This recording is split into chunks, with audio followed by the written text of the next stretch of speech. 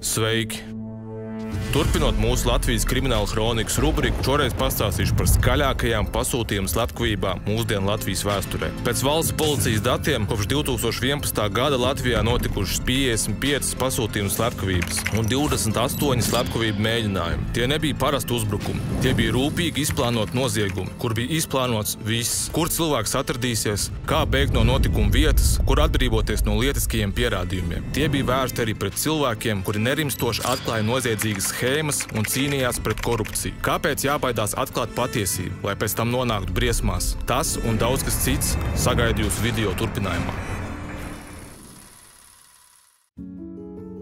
Es nezinu, vai es to kādreiz esmu teicis, arī es laiku pa laikam uzspēlēju automātus. Lielākoties cilvēki zina mēru un spēlē ar galvu, un tagad man ir pašam sava LVBet akcija. Reāli laba, bet tas nav tas, ko jūs domājat. 5000 bezmaksas griezieni. Nav brīnums, ka tas tiek piedāvāts tikai jaunajiem lietotājiem, bet daudzi pazaudē savu naudu, jo izmanto to nepareizi. Schēma ir citāda, tāpēc arī pats pierģistrējos, lai notestētu. Verifikācija jau bija veikta, nelielas izmaksas, pirmie bonusi bija piešķirti. Daudz pie šī punkta apstājas, jo ierauga, ka, lai tiktu tālāk, ir jāapgriež konkrēts cipars. Taču mērķis ir tikt līdz nākamajam. Pat ja nedaudz jāpapildina depozīts, bonus pieaug eksponenciāli. Tas uzreiz iedos pietiekamu kapitālu uztaisīt nepieciešamo apgriezienu, lai tiktu līdz finālam, kas ir bonusa galvenā sastāvdaļa, jeb 70% no visa laimesta. Linku uz iepazīšanās bonusu atradīs aprakstā.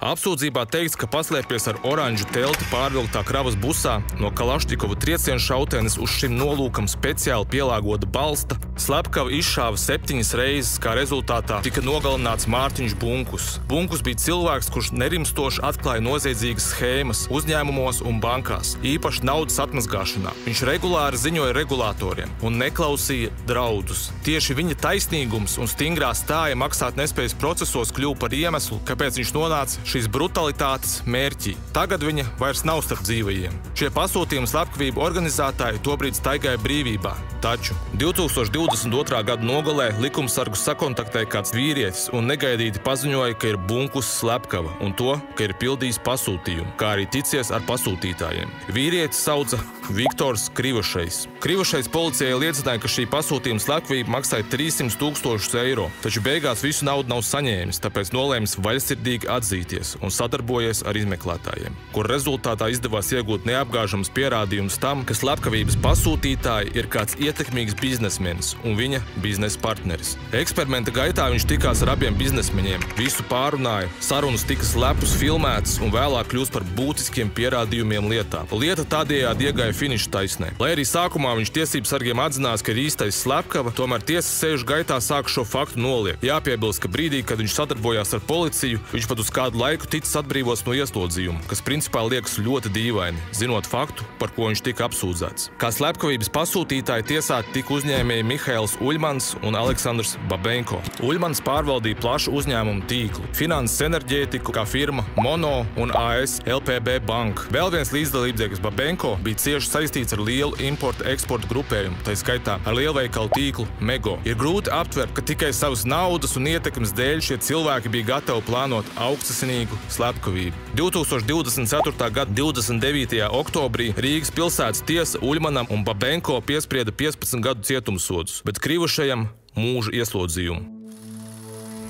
2009. gada 16. aprīlī Jūrmalā, Jomas ielā, automašīnā Porsche Cayenne ar 5 šāvieniem no automātiskā šaujamieroča AK-47 tika noslapkots uzņēmējs, Krievijas pilsonis Jačislavs Stūrainis. Kā izmeklēšanā noskaidrojās, slepkavība tika izpildīta ātri, profesionāli un augstasinīgi. Automašīna tika pamesta Jūrmalā, nomaļā vietā, kādas ielas strupceļā. Slepkavības izmeklēšanas laikā izdevās noskaidrot gan slepkavības pasūtītāju, gan izpildītāju, kas abi bija Krievijas pilsoņi. Noskaidrots, ka 2009. gada 8. aprīlī nozieguma izpildītājs kopā ar pasūtītāju ir iebraucis Igaunijā, kur, izmantojot sludinājumu portālu, internetā iegādājušies automašīnu Mazda 323 ar Igaunijas valsts numuru zīmēm un vakarā ar šo automašīnu atbraukuši uz Latviju. Vīrieši turpināja nozieguma organizēšanas pasākumus, proti ietonēja automašīnas aizmugurējos stiklus, vairākas dienas novēroja upuru dzīvesvietu un pārvietošanās maršrutu, kā rezultātā noskaidroja, ka uzņēmējs katru katru dienu vienā laikā dodas uz sporta zāli Lielupē. Tika izstrādāts nozieguma izdarīšanas scenārijs. Iepriekš tika sagatavot atkāpšanās ceļi un izraudzīta automašīnas atstāšanas vieta pēc nozieguma izdarīšanas.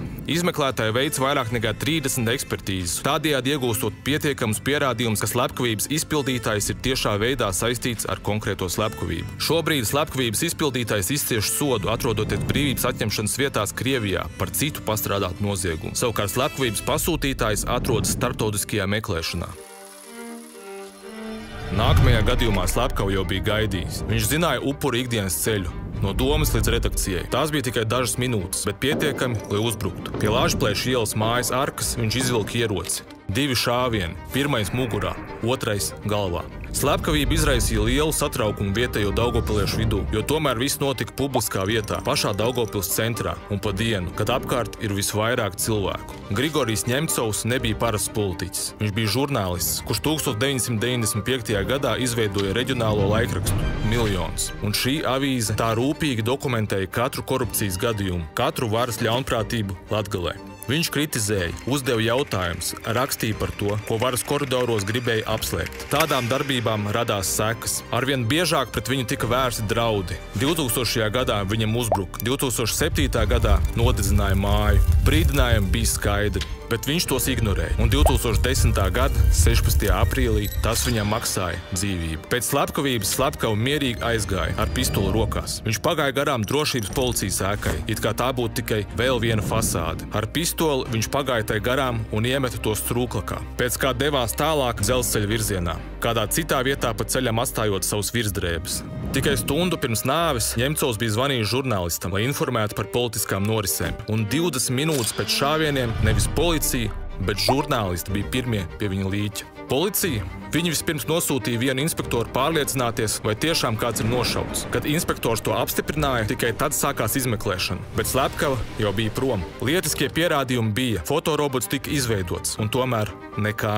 Nav aizturēto, nav pasūtītāju. Vai tā bija policijas nekompetence, vai arī apzināta ļaušana slepkavam aizbēgt. Ņemcovs bija brīdināts 3 reizes, un viņa nāve kļuva par brīdinājumu citiem. Bet šoreiz tas bija efektīvs. Pēc viņa nāves preses brīvības organizācijas brīdināja, ja lieta netiks atklāta, Latvijā sāksies iebiedēšanas un pašcenzūras laikmets. Jo, ja žurnālisti var nošaut dienas vidū un slepkava nekad netiek atrasts, tas sūta skaidru signālu visiem pārējiem. Šīs bailes nebija veltīgas, jo 2 gadus vēlāk cits izmeklējošais žurnālists Leonīds Jākopsons tika sašauts un piekauts savas mājas kārpņu telpā. Ņemcova slepkavība netika atrisināta. Neviens netika tiesāts. Neviens vairs neuzdrošinājās rakstīt tā, kā rakstīja viņš. Tā nav tikai viena nogalinātā balss. Tā ir sistēma, kas iemācījās, ja tu klusē, tu dzīvo. Un šodien, vairāk nekā 15 gadus vēlāk, šī slepkavība joprojām nav atrisināta. Nav ne vainīgo, ne taisnības. Ir tikai jautājumi bez atbildēm. Un visbeidzot, noslēdzošais gadījums. Kādā naktī Jūrmalā slepkava klusi pielavās pie villas durvīm un ar atmuļķēšanas instrumentiem uzlauž durvju atslēgu. Viņš zina, kur guļ miljonārs. ASV pilsonim nav ne jausmas, ka šī nakts būs asiņaina. 2008. gada 16. martā, laikā no pusnakts līdz rīta stundām, Leonīds Rožeckins pazuda no savas villas Jūrmalā, Kāpu ielā. Mājā tika atrasti asiņu traipi. Skaidrs, ka ir notikusi vardarbība. Policija atklāja, ka viņa dārgais Porsche automobīls bija tukšs un bez vadītāja. Tas radīja bažas, ka miljonārs ir nolaupīts vai nogalināts. Bet kāpēc nolaupīts viens no visbagātākajiem cilvēkiem Latvijā? Leonīds Rožeckins nebija parasts miljonārs. Viņš bija Krievijas izcelsmes ASV pilsonis, kas bija uzbūvējis impēriju no nekā.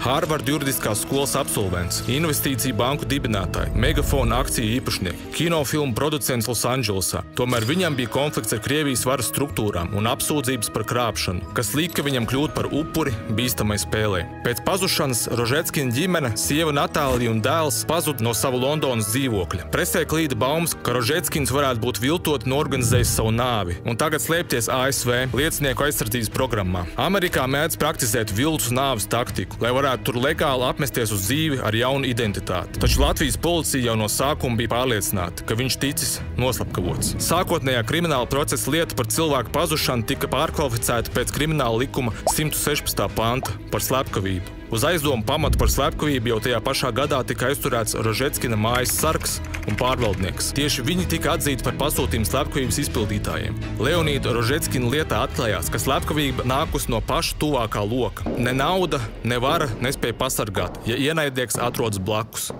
Šeit bija apkopoti daži no skaļākajiem pasūtījumu slepkavību gadījumiem. Ja vēlaties redzēt vēl vienu kriminālu rubrikas daļu par Latviju, iesaku noskatīties video par skaļākajām laupīšanām Latvijā. Es iekļaušu saiti uz video aprakstā. Rakstiet komentāros un spiediet laiku. Ja savāksim vismaz 1000 laiku, tad sekos arī otrā daļa. Visu labu!